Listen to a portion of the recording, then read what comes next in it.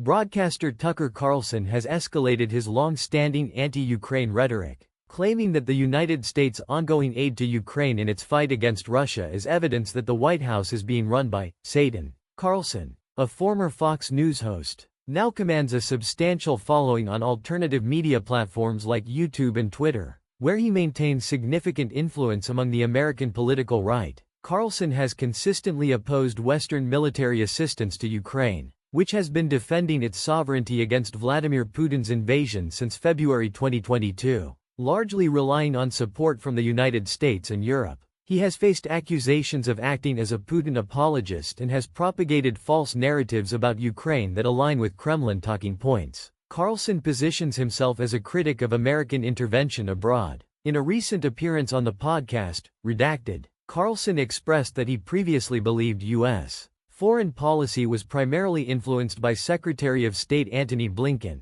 However, he altered his stance following the U.S. government's recent decision to permit Ukraine to use anti-personnel landmines against Russian troops. He questioned, "Who the hell is running the White House? Biden is not.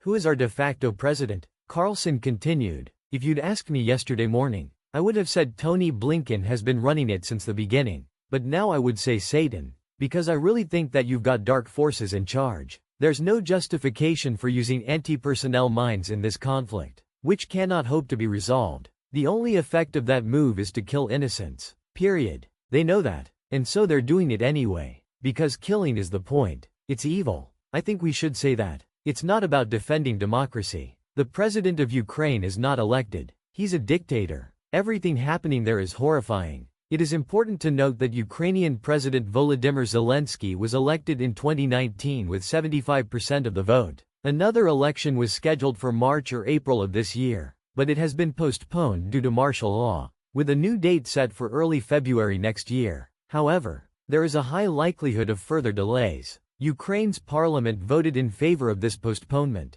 and there is considerable opposition within Ukraine to holding elections before the war with Russia concludes. A poll conducted late last year revealed that 81% of citizens opposed holding an election during the conflict. In recent weeks, the Biden administration has relaxed its restrictions on Ukraine's military strategy. In addition to approving the use of landmines, the U.S. has also authorized the deployment of American-made long-range ATACMS missiles. Last week, Ukraine used some of these missiles to strike a city in Russia. While the landmines are designed not to be deployed near civilians and are intended to become inert after a certain period, Ukraine's defense ministry has launched an investigation into defective mortar shells being used against Russian forces. Following the scandal, at least 100,000 Ukrainian-made 120mm shells have been removed from the front lines. As reported by the Ukrainian news site Zerkalo Tanya, Ukrainian war journalist Yuri Butusov also highlighted this figure, condemning criminal negligence.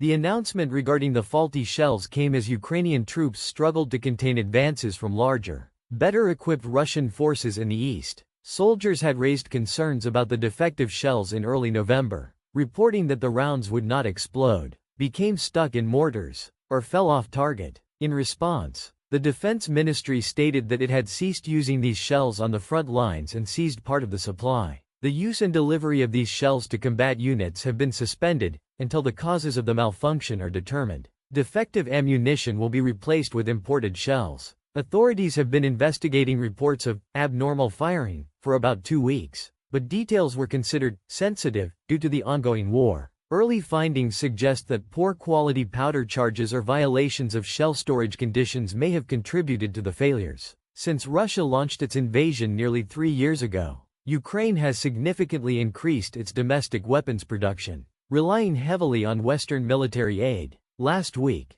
President Zelensky informed Parliament that Ukraine has manufactured over 2.5 million mortar and artillery shells ranging from 60 to 155 millimeters.